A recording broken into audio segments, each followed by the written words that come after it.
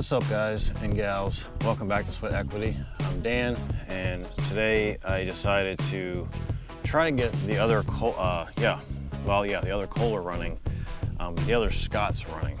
This is the one that I have not done anything to this one yet except swap some parts off of this one to the other one. This is the one I paid 60 bucks for. The other one I paid 125 for. It was in marginally better shape. Once I pressure washed the two of them, they look almost identical. This one's just missing, like it was missing the little knob right here for the deck height. Rear tires are actually a little bit bigger than they should be. The rims are white instead of gray, so these were swapped. It does have chains on it. I know that the engine will run because the guy, when I bought it, he had it running off a carburetor cleaner. So I know the engine runs, it sounded pretty good. That is basically it. I got a battery that I just put in here. I'm gonna go ahead and tighten that down.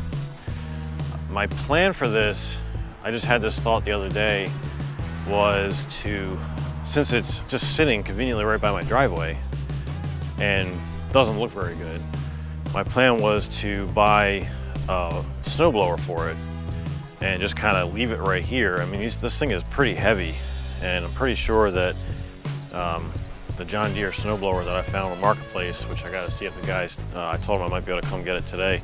He's gonna let me have it for 100 bucks. It's a 42-inch snowblower. It looks pretty good. It looks like new, really, in the picture at least. And the date from when I looked up the model number, it was like 2001, I think. So right around the time this was made. So I don't see any reason why I couldn't get it to work on this. So I'd pull the mower deck off of it and have the snowblower on it, and probably mount a couple of LED lights on it front and back, and it can just be what I use to plow my driveway, which I think you guys have all seen it before. Pretty good size area that, you know, has to get cleared, and it's on a hill over there. I'm not sure the actual length of it, but it's probably maybe 80 feet to the road from here to there, and then probably close width-wise, and then it kind of just curves around there. Got a battery, I got to tighten it down in here. I know this guy said this thing had issues charging, and he had these random like 18 gauge wires all twisted together as like an extra ground cable. I don't think that's the issue, but we at least know we're probably going to have some kind of an issue with the charging system on this. The other one has kind of a weak charging system too, because the battery light stays on all the time whenever I'm running even just the headlights. So it does charge because I don't have to, you know, it always restarts. But there is a slight issue, I think, with that one. It's good enough for now. Get this thing connected up and see what we're working with here. Let's see if I can manage to not drop these. The thing is in the way. There we go. Dropping it already. And it's got these extra little plugs. I don't think I use this on the other one that I have. And there's this one wire right here, which I don't know if this is supposed to go to positive or negative. I'm going to leave it unplugged for right now, and we'll just see. I can maybe just touch it to the terminal rather than bolting it down and guaranteeing that we burn the thing to the ground. I don't know what is going on. There's like a sermon happening off in the distance. I hear roosters crowing, just the usual outdoor sounds, and there's like a sermon. I mean, we have churches, but they're all this way. There's nothing that way that I know of.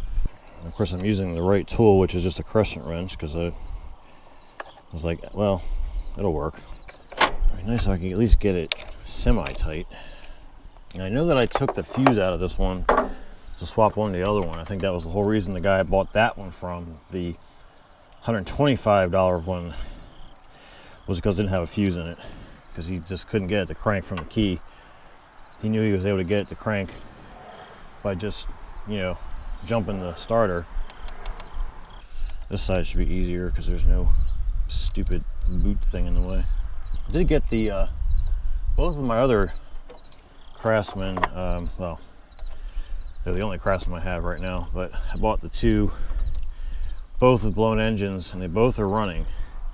I'm probably gonna just hang on to them. Like, I took the battery, I've been swapping this battery into 3 different things at this point just to get things running, but both of those run and cut, but they both need a little bit of extra work, just various things. Probably when I get to working on those again, probably next spring, I'll do videos on them, just going through the specific problems that they have. It's just weird how these things always have their own set of problems. You know, it almost seems like it is better to buy one with a blown engine, because at least you know it probably was working fine otherwise when the engine blew.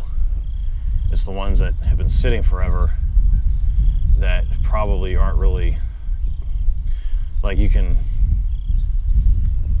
get them going, but they just seem like they end up needing a lot of stuff from sitting rather than those. I mean, I was able to run both of those off of the gas that was still in the tanks.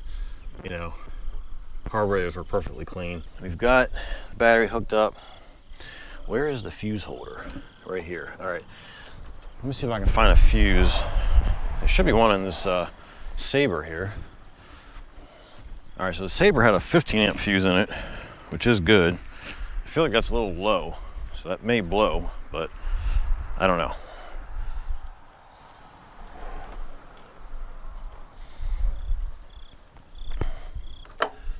This thing doesn't really have a good seat on it, but I bet you I could put that seat on here. The other Scots has a seat from like a Craftsman or something. I know that because it has that green Craftsman paint underneath the frame of it. So, all right, well, I guess I don't have to sit on here, do I? I can just put the brake on. Brake is on. Yeah. All right, so let's see if it does anything. Nope, nothing. All right, so we got to troubleshoot. Need a meter. It's definitely amazing if I actually find something where it's supposed to be, at least in my house. If I'm at work, I'm much better at this stuff. I can keep things more organized, but at home, my stuff's all over the place. But this was actually in my electrical drawer that I have. I have an electrical drawer, which actually does have lots of electrical stuff in it. But the electrical stuff that I'm gonna need normally are not there. Battery, voltage, check that first. 12.67, so we got a fully charged battery. Anything 12.6 or higher is fully charged. Go up to here, 12.67, so that cable is good. Well, that's loose as hell.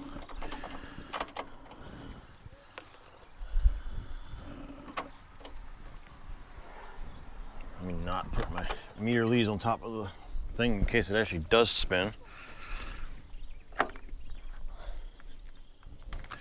Did I hear anything clicking?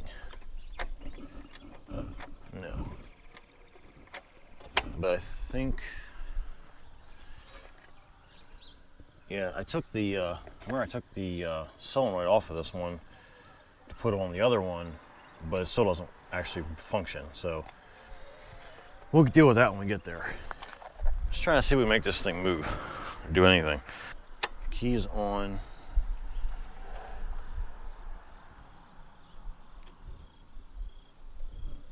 Nothing at the fuse.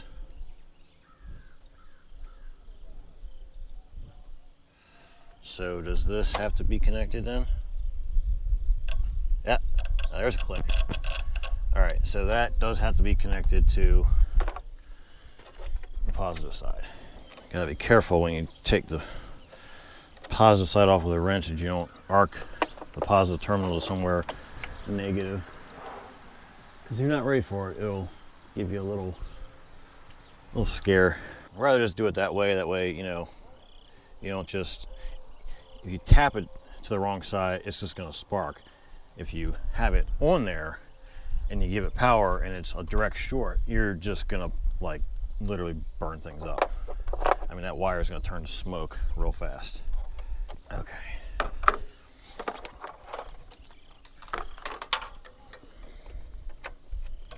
Now we hear clicks, but still no starty start, or no cranky crank. You know, I just remember something else about this thing. This steering is like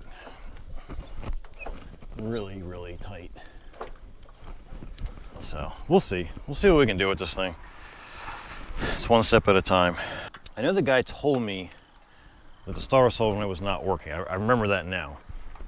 And he's had it off. That's why, you know, he was asking 150 bucks for this thing, and I was just like, I'll give you 50 bucks. He said, okay, 60. And it's well worth that. I mean, the engine alone is probably worth $200 itself. And the rear end, which I'm pretty sure is good because it's just a tank, is probably a good $200 itself. You know, loosely. It's weird how you can buy the whole machine for nothing because people don't want to take the effort of taking it apart. But once they take it off of it and try to sell it by itself, 200 bucks, probably 250 for the rear end. The deck is a good $100, maybe $200, especially this one. But the problem is you're not going to sell it right away, you know, because there's not a huge demand for this kind of stuff. But the person that needs it and finds it is going to pay what you're asking, because unless he can find it himself as a parts tractor. So, because this isn't even clicking. So I guess we need to see, you got the two smaller leads up top, and that's what triggers the bigger torque. You know, you don't want to have these big wires run all the way to your key switch, because one thing, it's, you know, why would you want these giant wires running really far? But also it's for safety, you know, because you just got a very low voltage or low current circuit right here that's powering the bigger circuit. That's kind of what a relay does too. I would think one of these would just be a ground. The black wire right here, makes sense, is the ground. So I put that on. So right now the other side should be grounded. Wait. Maybe not, no. All right, so right now we are, let's put it back on voltage. We got 0. So I'm gonna turn this to crank. Yeah. So the key switch works. I go to crank and I'm seeing, well, probably don't have a great connection, but yeah, I see like 11 volts. So that means that our solenoid is no bueno. Because we got ground coming in, we got power coming in here, nothing's happening. So let's see if I can steal one of them off of this Sabre over here. This thing is actually becoming a great parts tractor here. You know, it was only a 38-inch deck and it had a blown hydrostatic transmission, so I kind of was like, I don't think it's worth me trying to find a replacement transmission for a 38-inch mower, because, I mean, I guess there's a use for them. I guess anybody would take a mower if they need one, but so far I've taken the engine off of it and put it on a 42-inch, 10-year newer Craftsman over there. I'm going to end up using both of the front wheels on that as well. I got to take, this is the bad one, the other side is still holding air from like 6 months ago. So both tires, the engine, and if I can use the starter solenoid on this, I got to find the starter solenoid. Oh man, this even has a genuine John Deere key on it. I mean, that's worth like $3 right there. That key, the ignition switch I know is good. You know, this choke cable probably could be used on something else. Oh, it's right here in front of my face. Or no, that's a relay. Well, I can salvage that too. Let's see. Yeah, and the seat, I'm pretty sure I can put this seat over here. Huh? Maybe just this part. Yeah, I could probably do that. Have to reuse the seat frame from here, but pretty sure I could do that. Okay, starter solenoid is down here, and it has loose terminals on it. I wonder if I've done that, because I had this thing running. And of course the mount the damn thing from the bottom side. They literally run the bolts up from underneath, which is really a pain in my ass right now. Let's got a good battery hold down, tray. There's all kinds of little parts I could take off this thing and be worth so much more than the whole. I mean, I can take the deck off and you know, I'll probably hang on to the whole deck for a while, but I could, you know, use spindles off of it or something. I'm sure I can use this, but I don't feel like taking it off. As far as where that is, I'm not gonna be able to get that off. So I'm gonna have to steal one off of something else. I guess I'll just take it off of the other one like this for now. So these,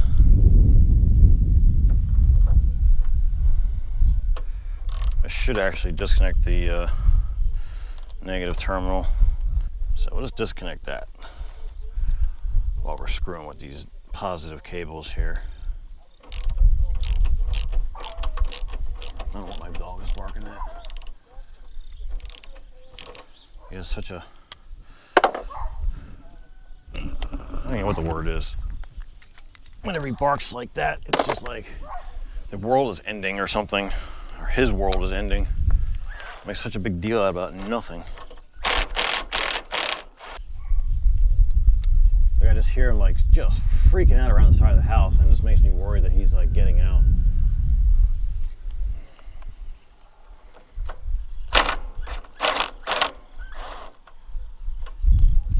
Because he has bitten one of my neighbors, and he's got a record now, so. I can't tell from around the side of the house if he's inside or outside of the fence. So it's really a little unnerving to have him outside anymore. As far as I understand, these things are really pretty simple. I mean, you've got a control circuit and the power circuit. What do you call it? I don't know. You know, the big heavy terminals and the little skinny terminals. And it doesn't really matter which way you wire it. I mean, you could have the power coming in here and jumping over to here. All this is doing is connecting the two. And there's a, you know, switch here that connects the two. Pretty sure these are 3/8.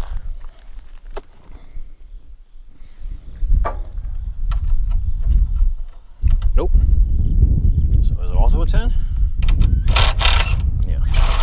Or a 10 is close enough. It's probably 9/16 or something like that.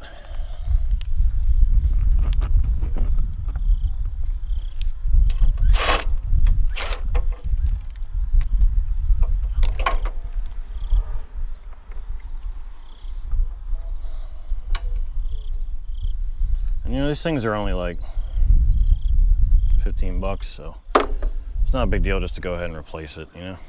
All right, I'm gonna go see if I can get the one off of the other Scots for now, and we'll move right along. All right, so I got the other one off of that. It is actually, you know, a different style, because they both mount like that. So the one has the terminals up, the other has the terminal sticking out. So just to show you that they don't have to be the exact same thing. They do the same job. And where did my bolts go? So you don't have to worry about this thing getting a ground from the frame because it has its own ground there. I wasn't sure. I think some of them do get the ground from the frame.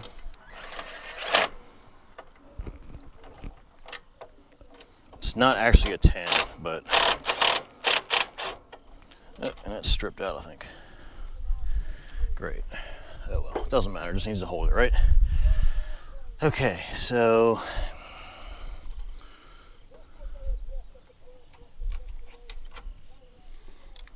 this one, what we got here? This one, this goes to the starter. It doesn't really matter, I don't think. We're just gonna put it like that because that makes the most sense. I don't know, I guess it doesn't really make any more sense than the battery cable because they're both on that side.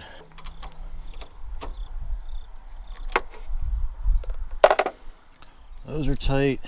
These guys, we're just gonna put them. I noticed in the other one, the ground was on the left, I don't think it makes any difference. We're gonna do that. I guess this is supposed to come up here, cover that, but this part may or may not stay on here forever.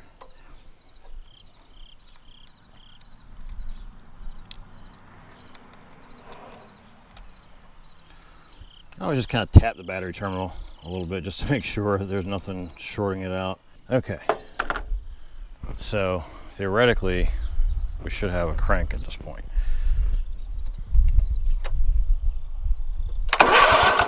And we do. All right, probably get the hood off. It's already mostly off. What size were they? I'm just gonna pick up a random. It is not that, it must be half. Is that what I had on there? Somewhere I just had a half. You can tell a metric because it has a little metric socket has all these little lines around the base, and the standards do not, so you can easily tell if it's metric or not. You can't necessarily tell what size it is, but you can tell if it's metric or standard. You can at least narrow down your sockets by 50%. All right, there, now we got a half.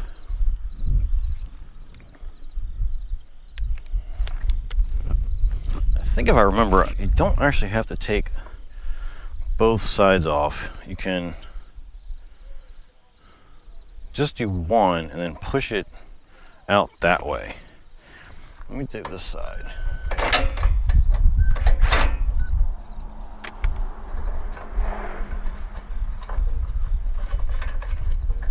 Most tractors have just a way of easily taking the hood off, but this one, you kind of have to remove a couple of bolts. There we go.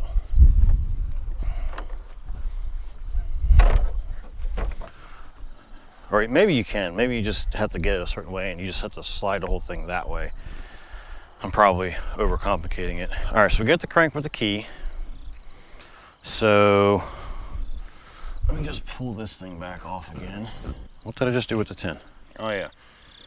I saw in my video of doing this that I put the other nut in my tray and I couldn't find it later, so I thought I lost it. But I just remembered that. So I know that I have it. Let me set this somewhere that's not terribly dirty. All right, for right now I'm just gonna put these on here. So I'm gonna have to go get my the other solenoid that I have. You know, it doesn't work, it'll at least hold the pole on. Okay, so the fuel pump gets its pulse right in the side of the block there.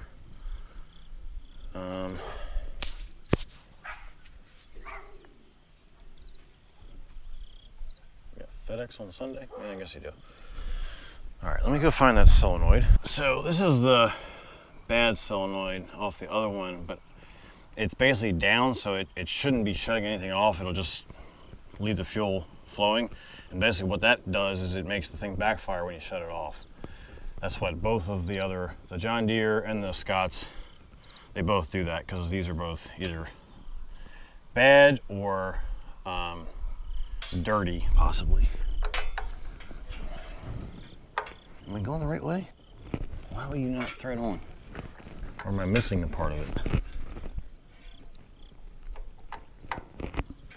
Yeah, you know what? There was another part to this. All right. All right, so I just got the whole solenoid. It has this little like jet or something that's like screws into it, and I'm missing that. So what I kind of decided a while ago for this tractor was I would get this one running off of the parts from the other tractor, and then when I buy a new part, it's going to go on the one that the nicer one, the one that I'm definitely going to keep. At least that's my plan. So this solenoid doesn't really do its job. Oh, wait a second here. Well, that doesn't go up in there. Really? Was the whole carburetor different? Do I need the whole carburetor off of the other one? I guess I do. That does seem vaguely familiar now that they were slightly different. All right, well, ain't nothing to it just to do it, right?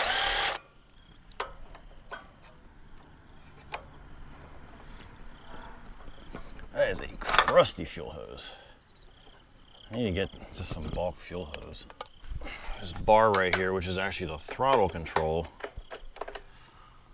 goes down around the carburetor, so you gotta loosen this top bracket here.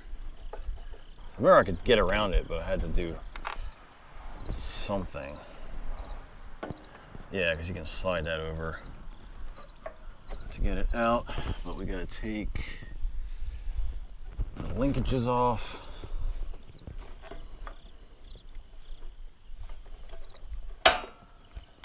Like that. There's a ground wire on here, which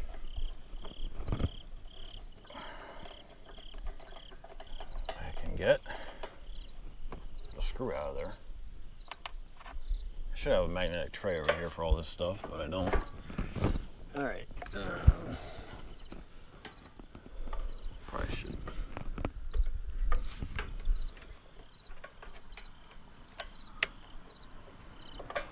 What else we got? Okay.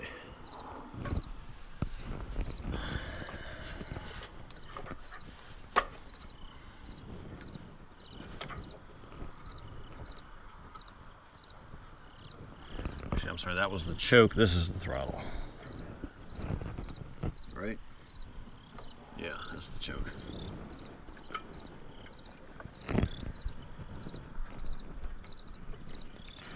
See if I can get that spring out of there without bending the hell out of it.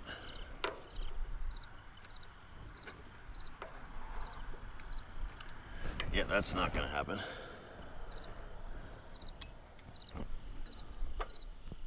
I'm trying to take it out of the same side as the... I'm taking the rod out. Okay. That should be free.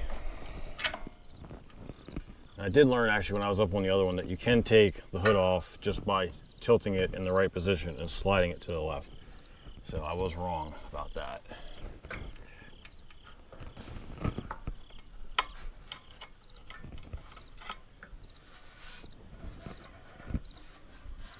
Just gotta finagle this thing off.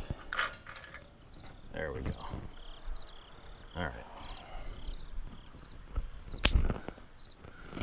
I will go get the other one. All right, got the other carb.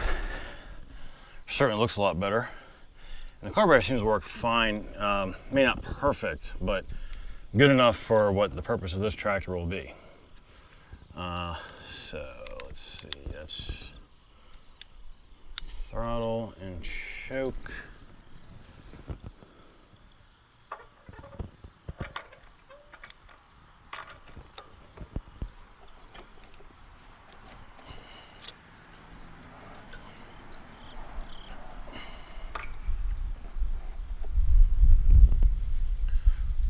Get that. Oh, I took my shed screwdriver. I brought it down here by mistake. I'm gonna try to leave something up there.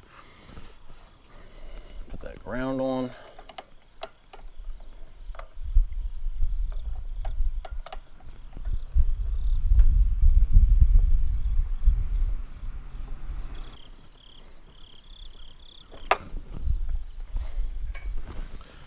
Did I get my?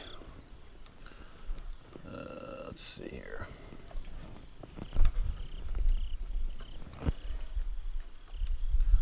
Got my linkage all jacked up here.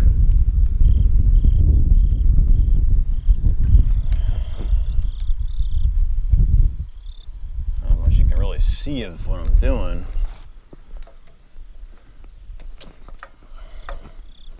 I kind of got pushed through too far. Like this part, this angle should be in that, I think. Because then this goes, maybe not, maybe that is how it goes. I just have to get it around this side.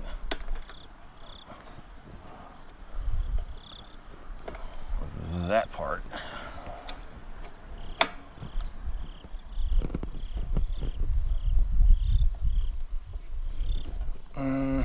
What's wrong here?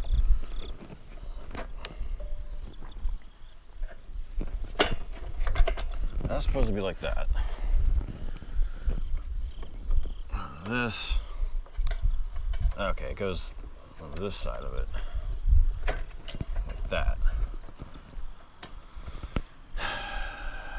What did I do? I'm missing a little choke, the clip that goes right there. I didn't bring it all. I figured I'd leave that part on the tractor, not separate it, but I don't seem to have one here where I know oh, here it is. It just fell out from down there. The spring goes in the second hole. And you put that spring on, it brings it right up. You almost wouldn't think it would, because it just seems like it runs right next to the... And it does stretch it out when you push it down, though. They're all there for a reason. I don't think there was any spring on the choke one. I think that one is hooked up. This one will be hooked up. So let's put these screws back in.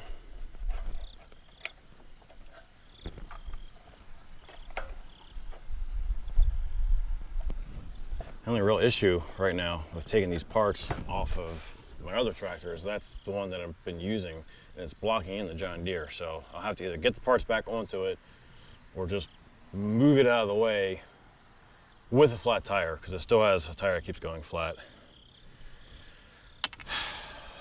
Whatever.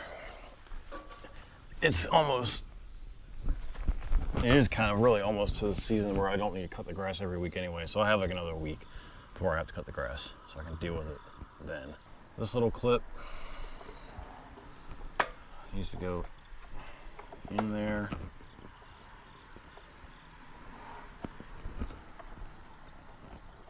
Man, that thing is really tight. Remember, the choke lever did work on this one, but it's definitely needs a little love. And that is the wrong way. It's facing the wrong way. It must go on the back, just to make it more difficult.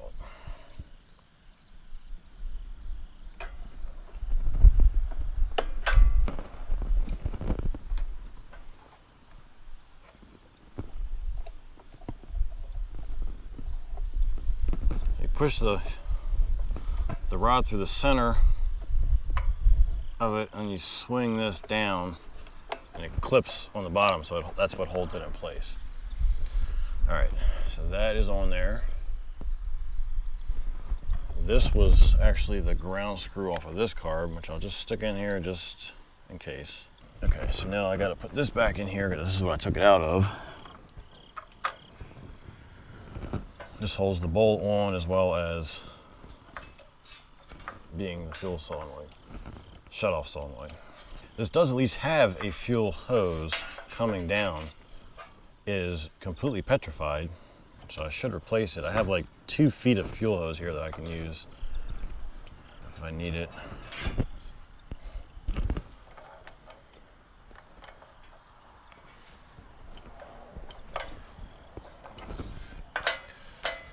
And we'll just plug this in just because it's not really doing anything right now, but at least we can hear it clicking. Actually, what I was gonna do is leave that off and crank it and see if we're getting any fuel. And yeah, I'm gonna change this hose while we got this here.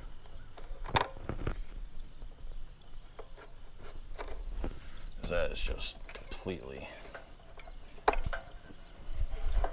petrified. There's some gas in it. Very old smelling gas, but there is something in it. Don't even remember how much gas was in this tank, if any. Definitely something in that hose.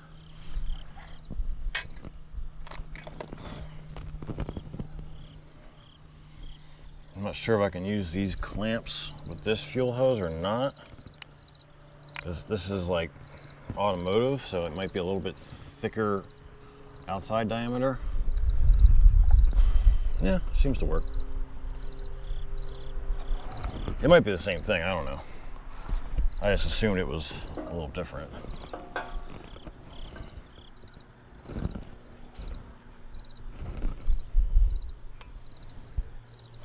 I guess this should actually go down behind here because it does have that cover over it. I think that should be good. I don't want it to get in the way of the linkage though. I think it's fine.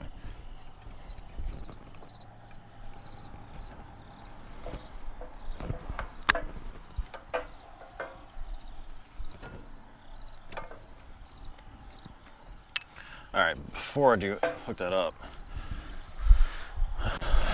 well, yeah, I had to, this side is off. Yeah, I'm gonna borrow this piece of hose for one of those other tractors over there. Yeah, so I got a new fuel filter. I don't know if you can see.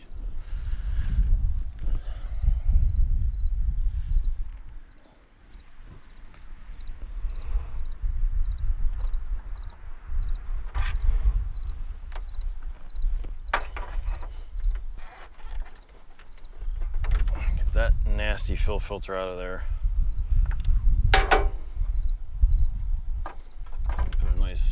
New one in.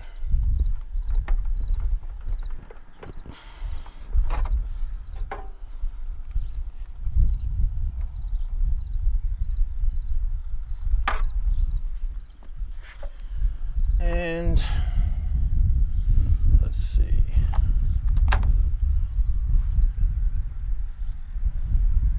I need to get some of the little hose clamps like these kind.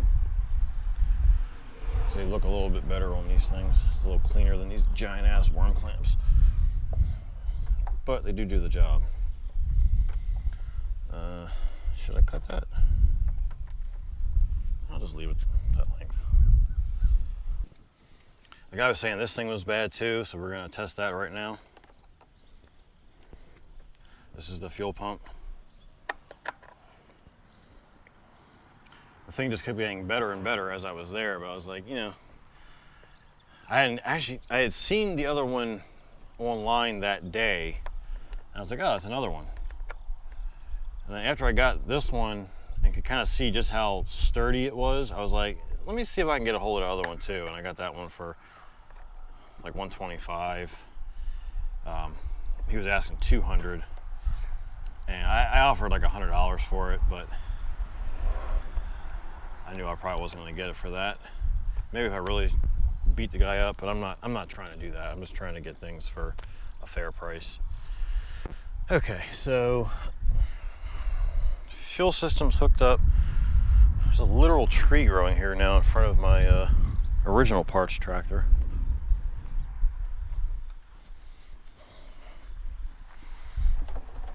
Yeah, this thing is full of some kind of gas. I don't know if we're going to try to purge that out or what, but let's see.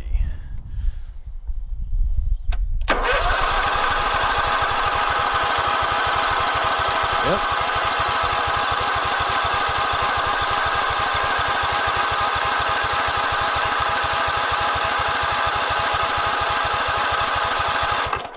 Well, it definitely works.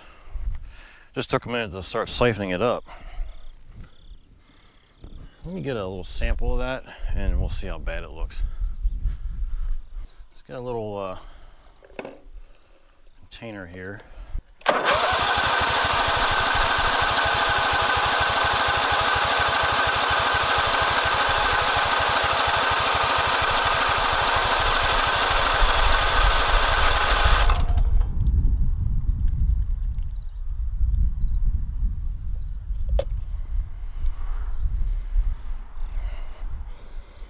Yeah, I mean, it's definitely old, but hopefully you can see, it doesn't look too bad. I'll let it sit for a minute. I don't see any water in it though. and you would see like a little spot at the bottom. I'll let it sit for a minute, and I'm probably just gonna try to run it off of it though. I think you'd see it already if it had water in it. So I think we're all right. Still got the clamp there.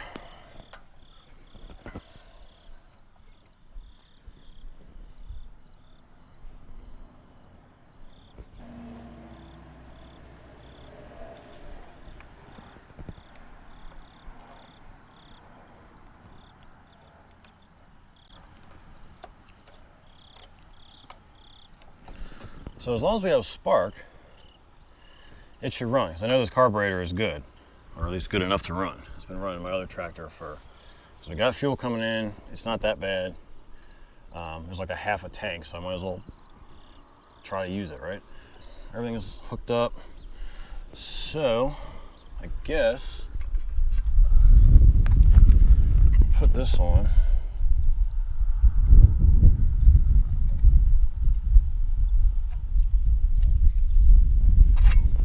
Best as I can, because this is actually missing a stud to hold the air filter, if I remember. So I got to figure that part out. Okay.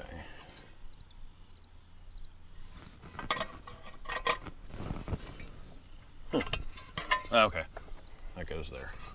For some reason I thought that was was plugged off, but it's just a connection like that, a little breather. And I may not worry quite so much about this thing having an air filter if all I'm going to do is use it to snowblow, because snowblowers don't actually have air filters on them anyway, because they're normally in a really damp environment that you don't have dust flying around at all. I mean, I'm sure it's cost cutting on their part, but you know, you got to think where you're using it when it's snowing. So everything is damp, there's no dust flying.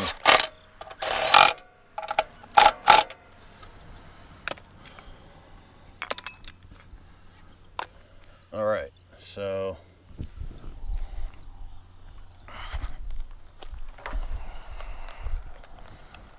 get things out of the way a little bit.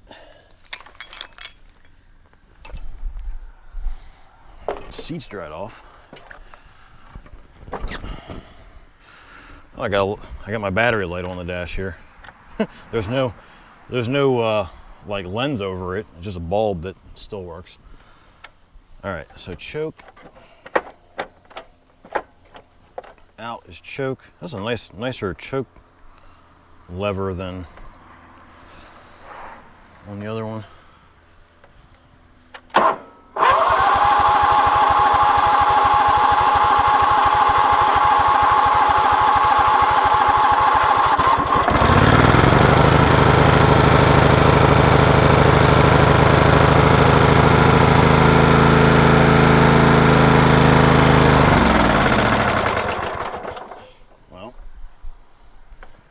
For a second.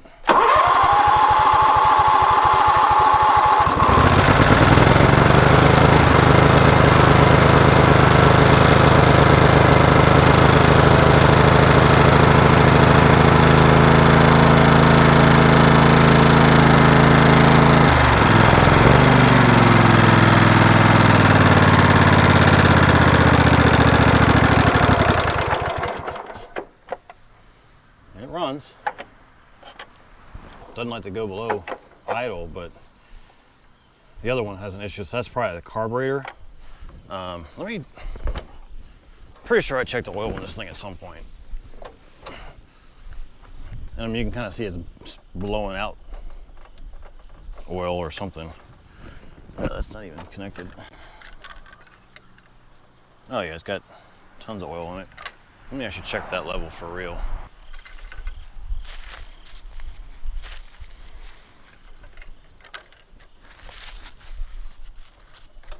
Dipstick tube's not even screwed down for some reason. Yeah, it's full. It's pretty dirty, but it's right at the full mark, so we can run it. And the charging light is actually going out once it runs. So I think it is actually charging, at least to some degree. I'm just gonna have to let it run at full RPMs right now. I think it'll be all right though. It's got oil. You have to pull the choke out to start it, it seems like. Maybe it's warmed up enough now.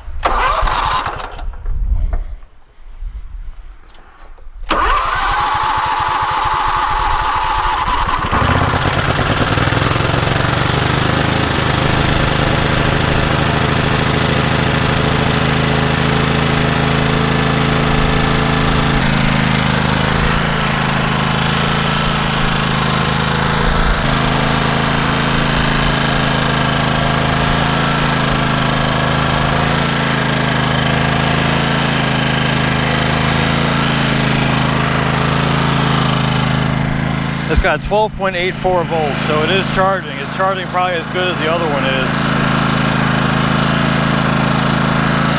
See if it moves. You can see the rear end is getting power because it's blowing leaves, or blowing weeds. That would be the fan on top of the transmission. I'll make sure I put the hydro release rod in the top.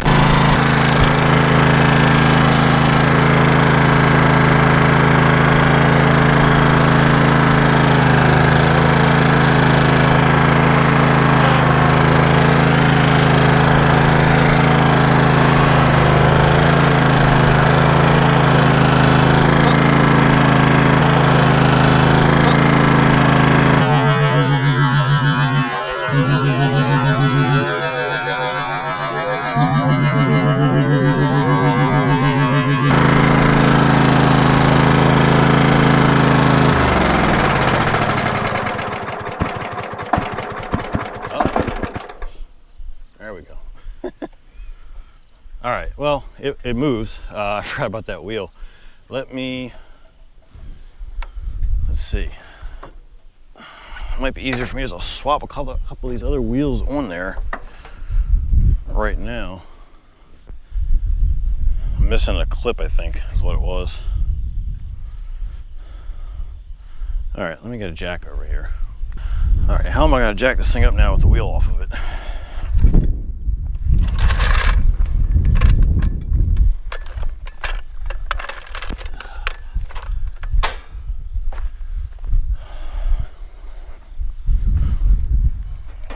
It's also hot now.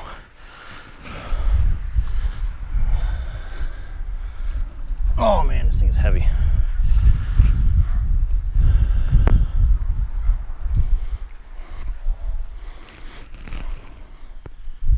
I did it this time.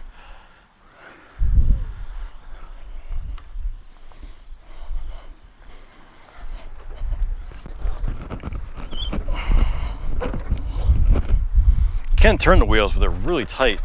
I'm sure I can just lube that up.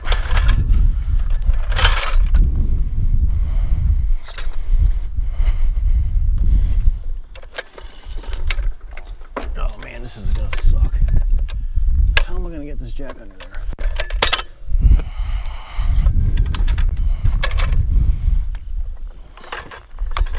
Maybe I can just catch the edge of the frame.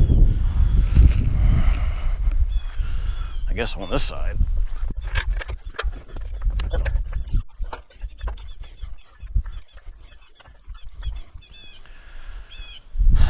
I have one tire that holds air on that, but it's going to be a lot smaller.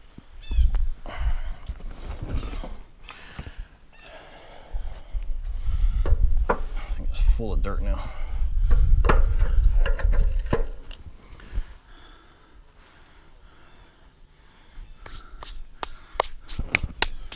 Now we see that it moves. Let me see if the mower deck works. Not that I care so much about the mower deck, but just to see if the PTO works. It seems like it's pretty clear. My hands are completely greased up now.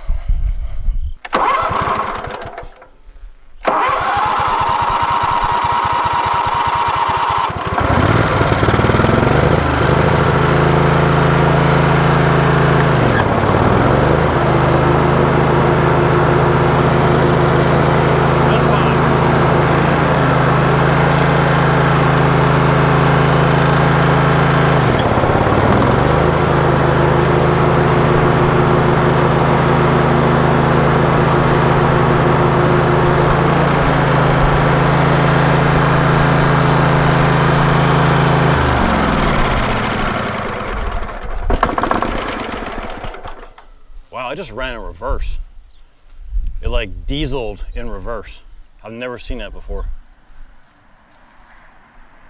Interesting. So it may have an issue with the kill wire or something. I'm not really sure, actually. That's a new one. But it kind of did that before, but it kept going the same direction. This time it literally stopped and started spinning the other direction. It does seem like it needs the choke to start though. It like almost starts, but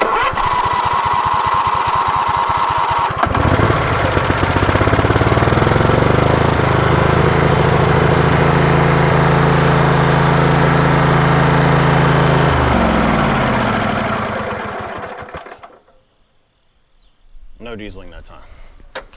All right, well, everything works on it. The mower deck is maybe not quite as quiet as on the other one, but it works, so we know the PTO is good. So it's all functional.